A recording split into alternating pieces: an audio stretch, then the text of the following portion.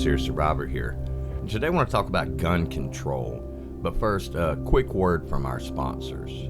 Do you know about shrinkflation? This is inflation by stealth, where you get less and less burger or candy bar for your dollar, but the Fed claims inflation's not a problem. Noble Gold solves this. You know that with the precious metal IRA, you can hedge growing prices and retire worry-free.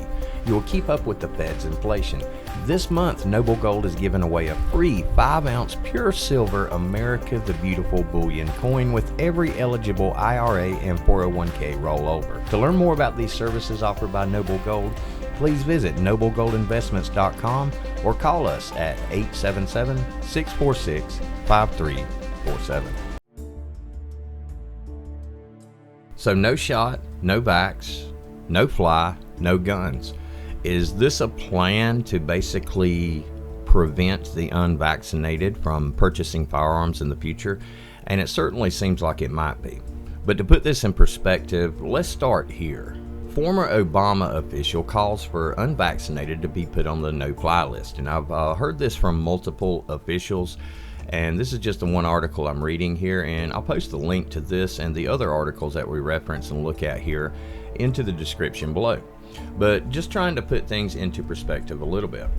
A former Obama administration official is calling for a federal no-fly list for Americans who are not vaccinated against the coronavirus. The White House has rejected a nationwide vaccine mandate, a sweeping suggestion that the Biden administration could not easily enact even if they wanted to. Although when this article was written, we weren't seeing some of the mandates that we're seeing now.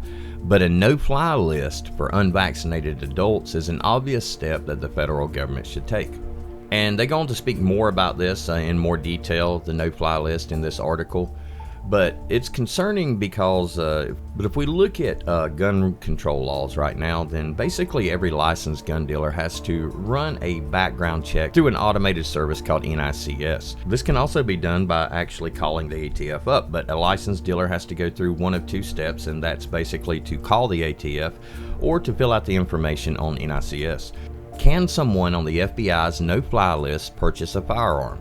The FBI has a terrorist screening center which maintains a terrorist screening database, and this is called the no-fly list or terrorism watch list. And here we will see an example of that. And this is the terrorist screening center on FBI.gov. And if you scroll down, there's a lot of information here, something to check out.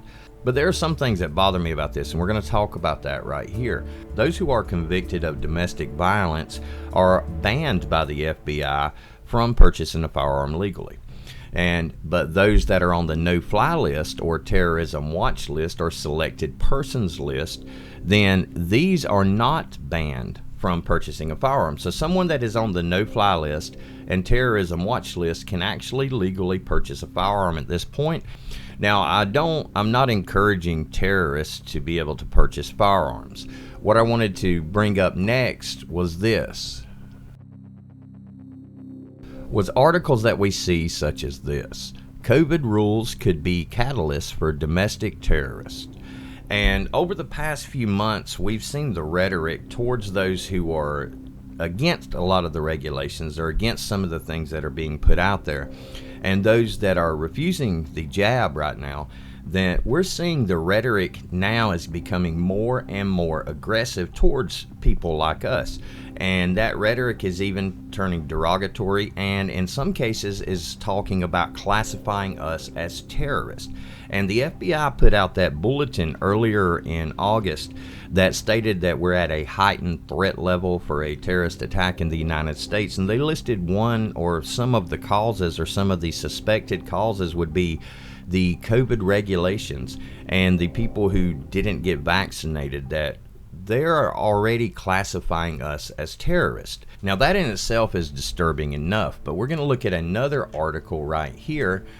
And a bipartisan group of senators introduced proposal to keep guns from terrorists. The no-fly, no-buy legislation would prohibit known or suspected terrorists from purchasing firearms.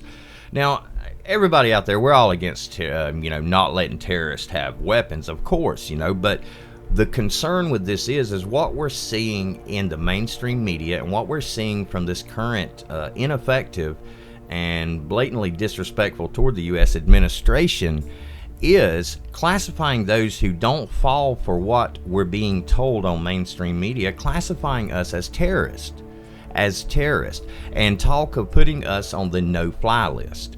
And then we see they're talking about putting us on the no-fly list. Then if this legislation passes and they do succeed in putting us on that no-fly list, then we're going to see this legislation pass most likely, and that will prevent anyone basically who's unvaccinated at that point from ever purchasing another firearm. Now, as an ex-firearm dealer, I'll tell you that, the ATF does take the firearm regulations very seriously. But what we're seeing is basically taking the guns out of our hands, or taking away the ability to purchase firearms. Now, what comes next? Well, if I am not legally allowed to purchase a firearm, then we can expect more legislation to come out that would basically say, well, those that can't legally purchase a firearm anymore should not be able to possess firearms. So this is something that we're going to see coming. We already see it coming. It's happening. We're in the middle of it right now. It's happening right now.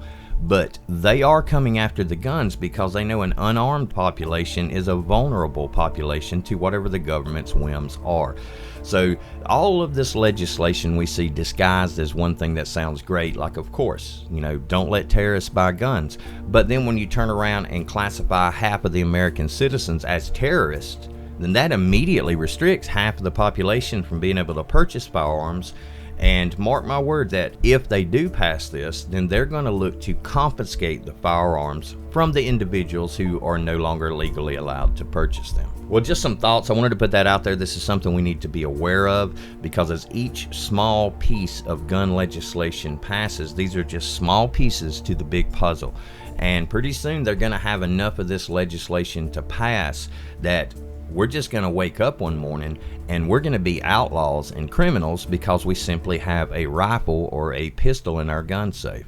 And we need to really be aware of this and keep up with it. So post in the comments below, if you don't mind, anything that you've heard about it, things that we didn't talk about, some more information that we can elaborate on and get deeper into, because this is very serious. This is the step that they're waiting for, taking the guns, because once they take the guns, they can take the nation. And that's where we're headed, and it's getting close to that time, Patriots.